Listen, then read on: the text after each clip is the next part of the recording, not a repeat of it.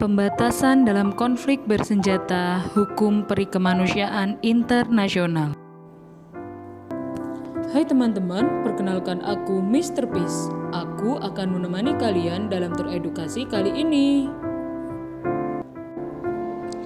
Tahu nggak sih kalian bahwa dalam sebuah konflik bersenjata sekalipun ada loh aturan-aturan yang membatasinya.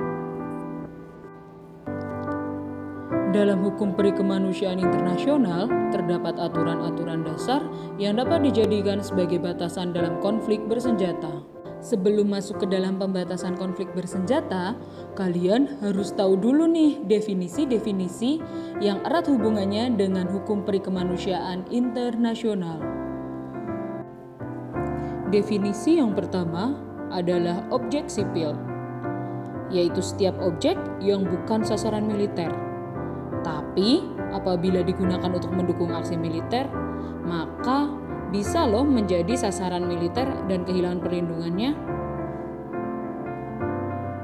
Definisi yang kedua, orang sipil, yaitu setiap orang yang bukan kombatan. Tapi apabila ia terlibat secara langsung dalam pertempuran, maka ia bisa loh kehilangan perlindungan terhadap penyerangan. Sasaran militer, yaitu objek yang hakikatnya, lokasi dan tujuannya atau penggunaannya memberikan kontribusi dalam operasi militer. Sedangkan hors de combat adalah kombatan yang tertawan, terluka, sakit, karam sehingga tidak dapat bertempur kembali. Yang terakhir, prinsip proporsionalitas, di mana jumlah korban, kerusakan dan kerugian yang diperkirakan akan terjadi tidak lebih besar dari keuntungan militer yang diharapkan. Sekarang kita masuk dalam aturan-aturan dasar dalam hukum perikemanusiaan internasional. Yang pertama adalah pembedaan.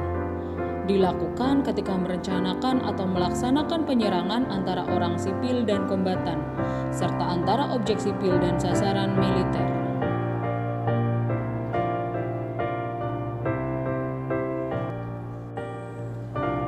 Aturan selanjutnya adalah perlakuan.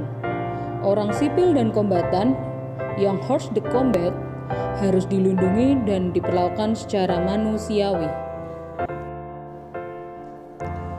Untuk penjelasan tentang perlakuan, silahkan kalian baca sendiri ya teman-teman, apa saja yang diatur dalam perlakuan.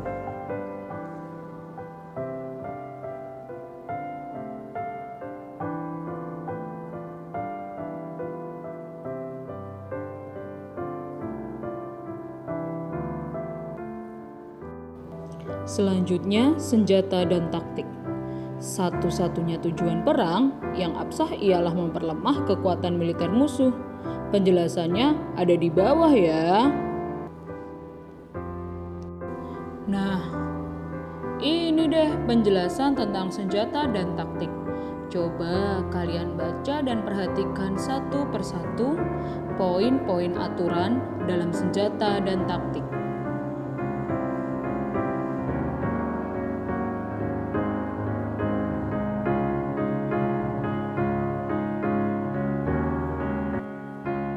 Dan aturan yang terakhir adalah tentang perlindungan spesifik, yaitu kategori-kategori orang dan objek tertentu yang harus menerima perlindungan tambahan.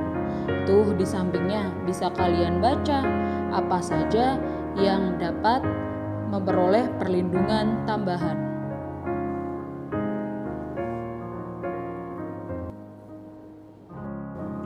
Nah, itu tadi beberapa hal yang dapat dijadikan sebagai pembatasan dalam konflik bersenjata menurut hukum perikemanusiaan internasional. Udah dulu ya sesi edukasi bersama Mr. Peace. Semoga bermanfaat. Terima kasih.